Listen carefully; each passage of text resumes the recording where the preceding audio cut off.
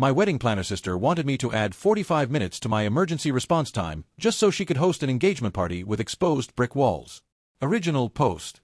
I never thought I'd be writing one of these posts, but I'm at my wit's end and need some perspective from strangers on the internet.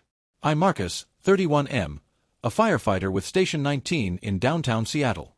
My younger sister Emma, 27F, is a wedding planner who's been engaged to her fiancé Daniel, 29M, for about 6 months. What started as excitement for her upcoming wedding has turned into the most bizarre family drama I've ever experienced. Let me give you some background. 5 years ago, after completing my firefighter training and getting hired at Station 19, I managed to score an absolute gem of an apartment. It's a 2-bedroom place in a converted historic building, only 8 blocks from the station. The landlord, Mr. Chen, is a retired firefighter himself who gives me a decent rate because he values having first responders in the building. My commute is literally 12 minutes on foot, which is crucial when we get middle-of-the-night calls. Every second counts in our line of work, and living close means I can be suited up and on the truck faster than guys who live in the suburbs. Emma, on the other hand, lives in a studio apartment in Fremont. It's a perfectly nice place, modern, clean, decent neighborhood. She chose it because it's close to the event venues where she does most of her wedding planning work. She's always seemed happy there, decorating it beautifully and hosting little dinner parties on her tiny balcony. Or at least, she was happy until she got engaged to Daniel. Daniel works in finance at one of those big firms downtown. He's actually a pretty decent guy, or so I thought. He comes from money, but he's never been flashy about it. When they started dating 2 years ago, Emma seemed like herself around him. They'd go hiking, try new restaurants, have game nights at my place. Normal couple stuff. The problems started about 3 months ago. Emma called me up one evening, and I could tell she'd been crying. She started talking about how Daniel's colleagues all live in better neighborhoods, and how embarrassed she was when his boss came to pick them up for a company dinner and saw her shabby little studio. I tried to reassure her that Fremont is a great neighborhood, that her place is charming, but she wasn't having it. Then, 2 weeks ago, she dropped the bomb. She came over for our regular Sunday dinner, a tradition we've kept since our parents passed away 8 years ago, and she had this whole presentation prepared. I'm not exaggerating. She had a PowerPoint on her laptop.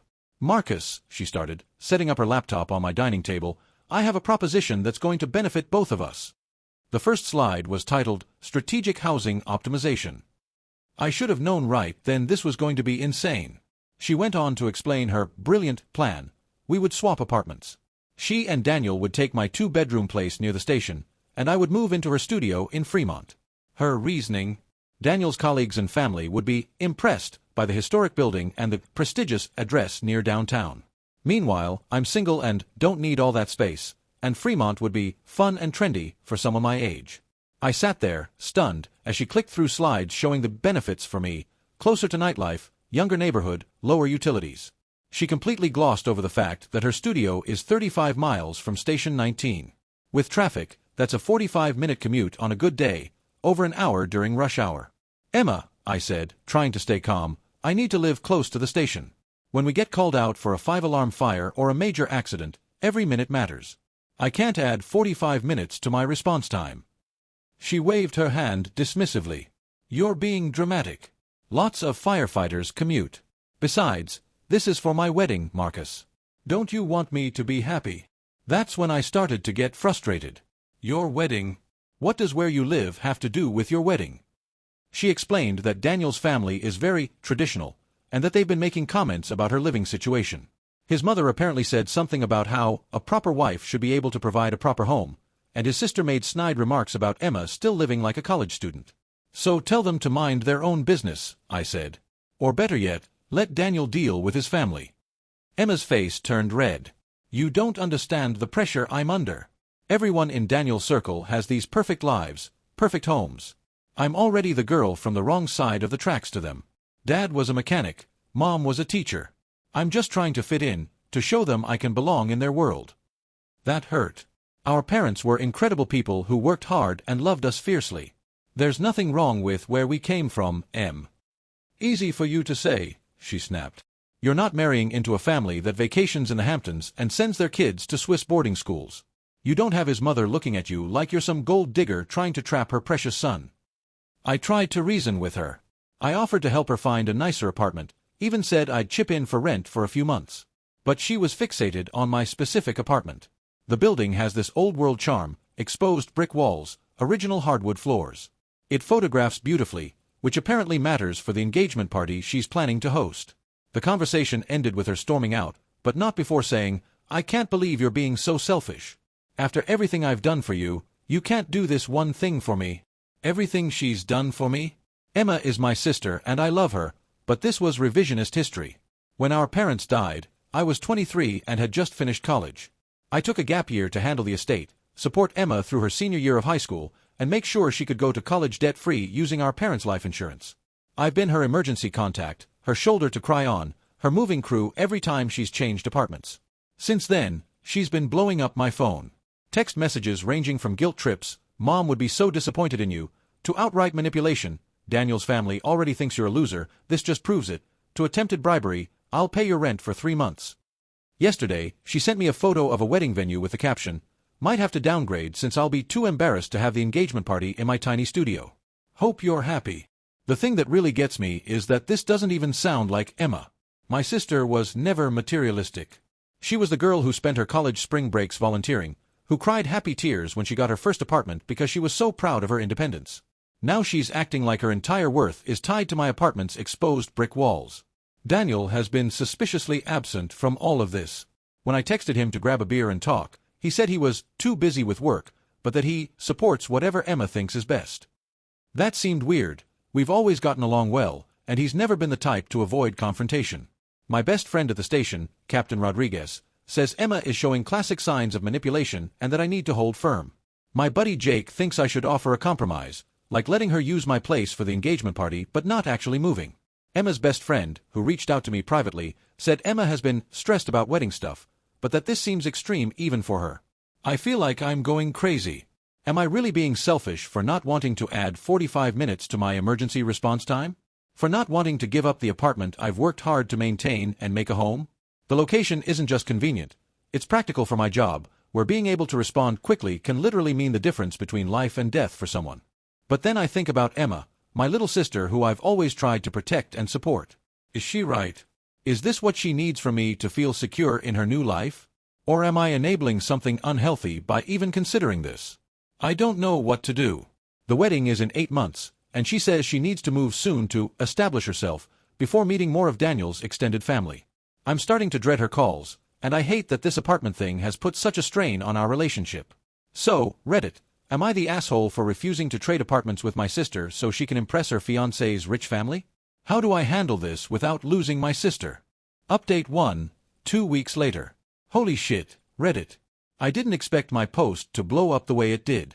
Over 3,000 comments, dozens of DMs, and even a few offers from people wanting to rent me their places near the station. Thanks, but I'm good.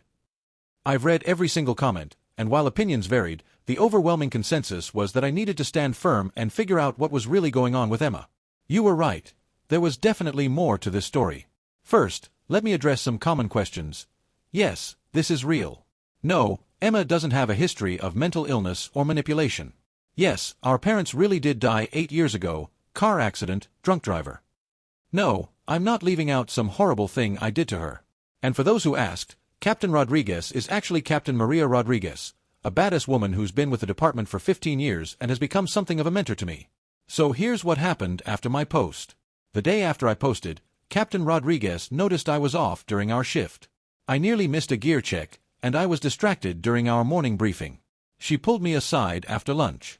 "Marcus, what's going on? You've been somewhere else all day, and that's dangerous in our line of work." I ended up telling her everything. The apartment swap, Emma's behavior, the pressure from Daniel's family, all of it. Maria listened without interrupting, then leaned back in her chair. "You want my professional opinion or my personal one?" she asked. "Both.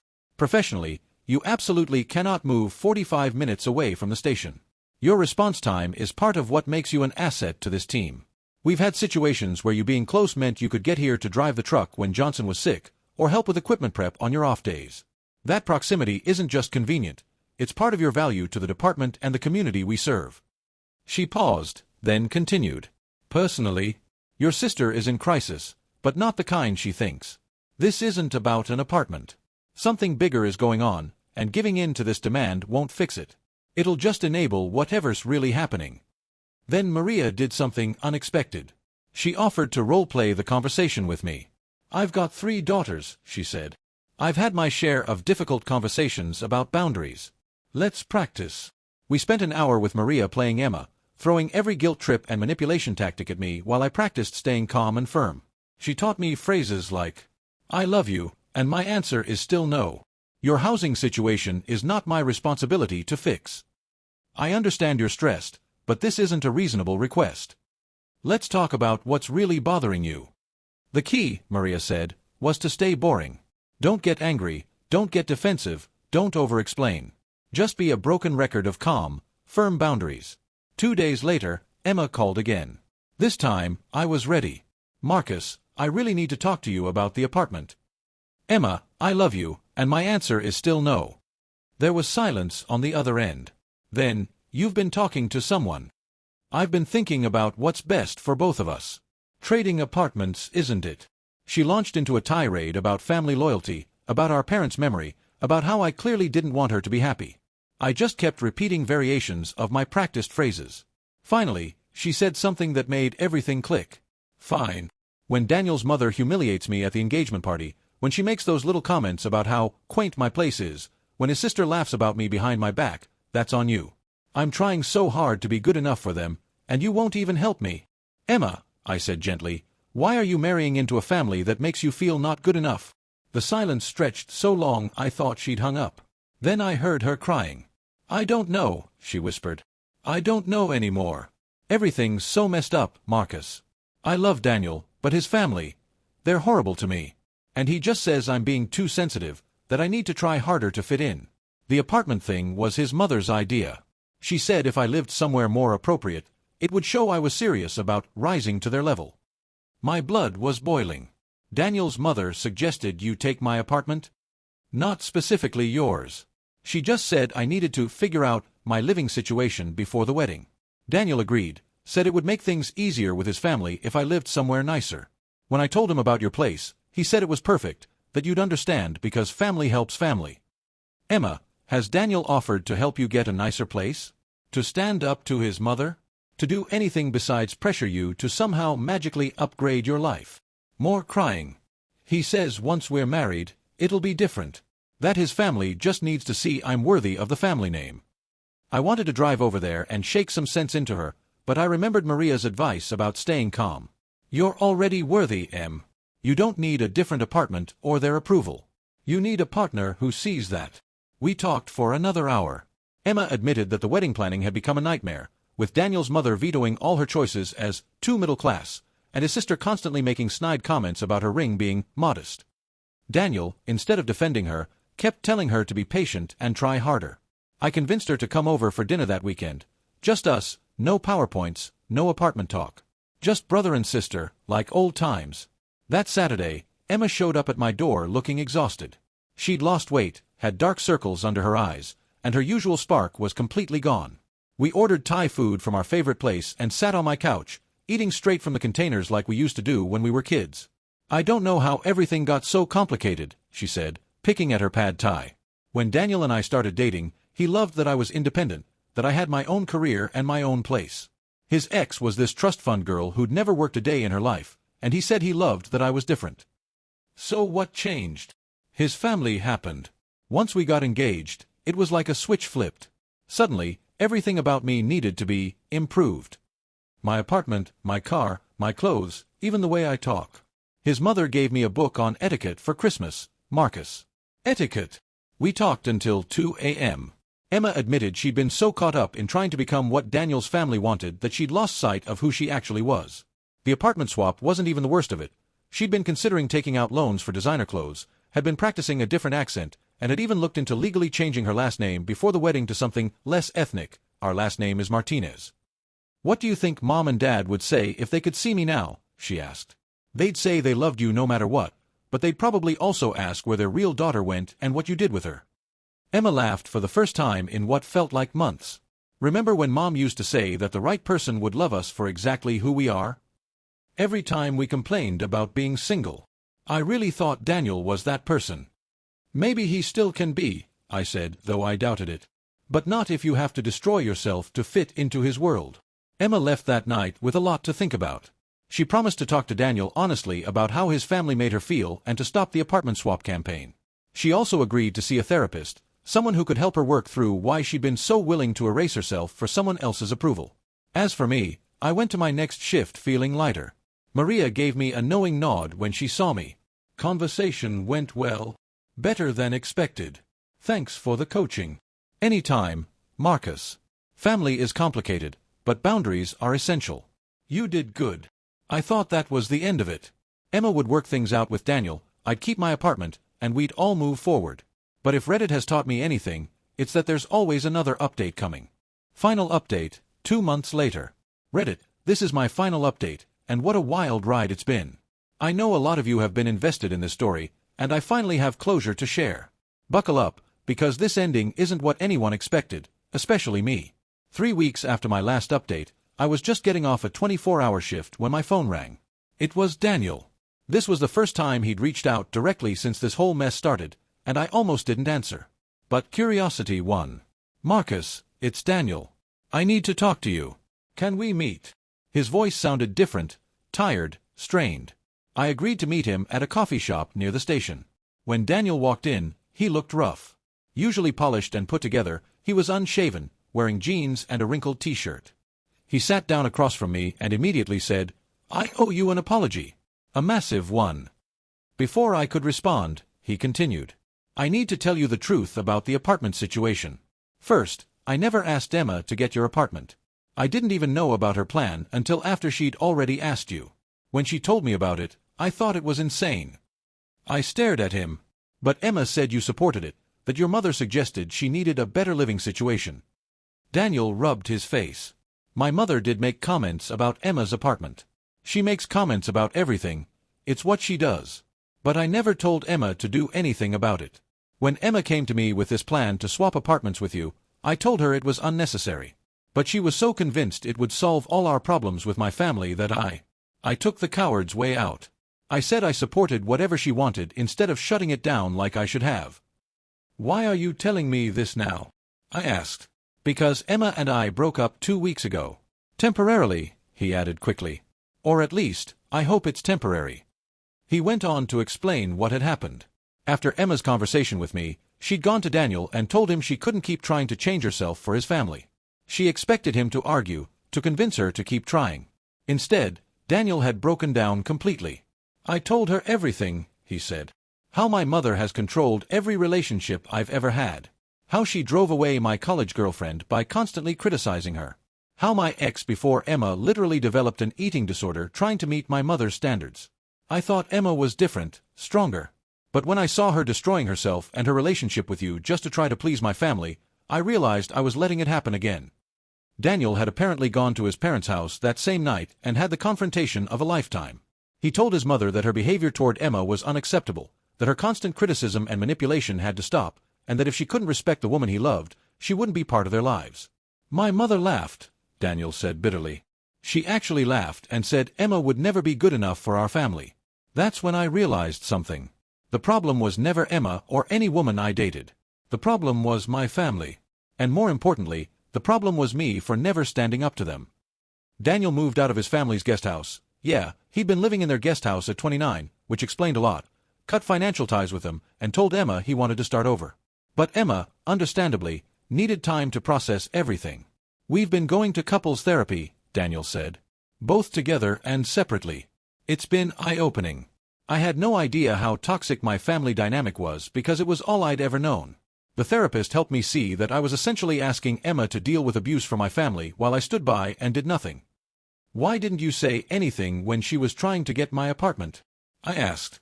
Daniel looked ashamed. "Because I was still in denial. I thought if Emma could just find the right thing to make my mother happy, everything would be fine. I didn't realize there was nothing Emma could do that would ever be enough. Your apartment, a mansion, a castle, my mother would have found fault with all of it." He told me that Emma had been incredible in therapy, working through not just their relationship issues but also her own tendency to lose herself in relationships. The therapist had helped her see that her behavior about the apartment wasn't really about impressing his family. It was about her own fears of not being enough, fears that went back to losing our parents and feeling like she had to be perfect to be worthy of love. "She talks about you a lot in therapy," Daniel said. "About how you've always been there for her, How you took care of her after your parents died. She feels terrible about what she said to you, about trying to manipulate you. The therapist said she was projecting her own insecurities onto you. Is that why you're here? To apologize for her? No, Daniel said firmly. I'm here to apologize for myself. I should have shut down the apartment thing immediately. I should have stood up to my family from day one. And I should have been man enough to talk to you directly instead of hiding behind Emma. You're going to be my brother-in-law, hopefully, and I've been a coward. We talked for another hour. Daniel explained that he and Emma were still together but taking things slow. They'd postponed the wedding indefinitely, much to his mother's rage. He'd also started setting hard boundaries with his family. They were no longer welcome at his new apartment, a modest one-bedroom he'd rented downtown, and he'd made it clear that any future wedding would be on his and Emma's terms, not theirs. Emma wants to apologize to you herself, Daniel said as we prepared to leave. But she's not ready yet. She's embarrassed and worried you'll never forgive her. She's my sister. Of course I'll forgive her. Daniel smiled, the first genuine smile I'd seen from him that day. That's what I told her. Family forgives. Real family, anyway. A week later, Emma finally called. Her voice was small and uncertain. Marcus, can I come over? I have so much to apologize for. When she arrived, she looked better than she had in months. The exhaustion was gone, replaced by something calmer, more centered. We sat on my couch, the same one where we'd had our last honest conversation. I'm so sorry, she started, and then the words came flooding out. She apologized for trying to manipulate me, for the guilt trips, for bringing our parents into it, for suggesting I didn't care about her happiness. She told me about therapy, about realizing she'd been so desperate to belong somewhere that she'd forgotten she already belonged. With me, with her friends, with the life she'd built for herself. The therapist asked me why I thought I needed Daniel's family's approval so badly, she said. And I realized it was because after Mom and Dad died, I felt like I didn't have a real family anymore. Just you and me, and somehow that didn't feel like enough. But that was so wrong, Marcus. You've been more family to me than Daniel's relatives could ever be. You've been there for every important moment, every crisis, every celebration. And I tried to throw that away for people who don't even like me. We both cried. We talked about our parents, about grief, about the ways we'd both tried to cope with losing them so young. Emma admitted she'd been chasing external validation to fill the void they'd left, while I'd thrown myself into my work and taking care of her. The therapist said something that really stuck with me, Emma said. She said I was trying to earn love that should be freely given. If Daniel's family can't love me as I am, that's their limitation, not my failing. And Daniel? I asked. How are things with him? Emma's face softened. He's been amazing. The real Daniel, not the one who was too scared of his mother to stand up for me. Did he tell you he got his own place? I nodded. His mother has called him exactly once since he moved out, and it was to threaten to disinherit him. He told her that was fine, that he'd rather have love than money. I couldn't believe it. This is the same man who wouldn't even tell his mother to stop criticizing my engagement ring, and now he's willing to lose his inheritance for me. They were still in therapy, Emma explained, both individually and together. The wedding was postponed indefinitely. They wanted to make sure they were getting married for the right reasons, not because of pressure or expectations. We might elope, she said with a small smile. Just us, you, and Daniel's sister. His sister? I thought she was awful to you too. Turns out she was just following their mother's lead. Once Daniel stood up to their parents, she called me crying, apologizing for everything. She said she'd been jealous because I had a real career and independence, things their mother never let her pursue. We've actually become friends. The conversation turned to lighter things, her work, my recent promotion to lieutenant. Yeah, that happened in the middle of all this drama, the new Thai place that opened near her studio. It felt like old times, but better somehow. More honest. 3 months after that conversation, Emma and Daniel did get married. Not eloped exactly, but a small ceremony in our parents' favorite park with about 30 guests. Daniel's parents weren't invited, though his sister was Emma's maid of honor. I walked Emma down the aisle, and Captain Rodriguez was there with her family, cheering louder than anyone when they kissed. During the reception, Emma gave a speech that had everyone in tears. She talked about losing herself and finding her way back, about the difference between real love and conditional approval. Then she looked right at me. My brother Marcus could have enabled my worst impulses. When I was spiraling, desperate to become someone I'm not, he could have given in to keep the peace. Instead, he loved me enough to stand firm, to be the wall I needed to hit to realize I was going the wrong direction. Marcus, you saved me from losing myself completely. You reminded me that I was already enough, already worthy, already loved. Thank you for being my compass when I forgot which way was north. Daniel's speech was equally moving.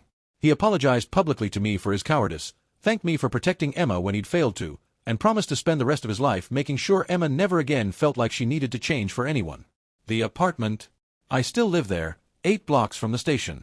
Emma still has her studio in Fremont, though she and Daniel are looking for a bigger place now, something they choose together, without anyone else's input. Daniel's mother occasionally sends passive-aggressive messages to extended family about her son's rebellion, but Daniel just laughs them off. He says losing his inheritance was worth finding his spine. Last Sunday, Emma and Daniel came over for dinner. Our weekly tradition is now a 3-person affair. As we sat around my dining table, the same one where Emma once presented her PowerPoint about strategic housing optimization, we laughed about how insane that whole period was. I still can't believe I made a PowerPoint, Emma groaned, covering her face. I saved it, I said, grinning. I'm going to show it at your kids' weddings one day. You wouldn't dare. Try me. Daniel raised his beer. To family, the one we're born into and the one we choose. And to Marcus, for being both. Emma raised her glass too. To boundaries, therapy, and apartments that stay put. To exposed brick walls that aren't worth losing yourself over, I added. We clinked glasses, and I looked at my sister. Really looked at her. She was glowing, not with the desperate need for approval that had consumed her months ago, but with genuine happiness. She'd found her way back to herself, and in doing so, had found a love that didn't require her to be anyone but who she already was. Captain Rodriguez was right. This had never been about the apartment.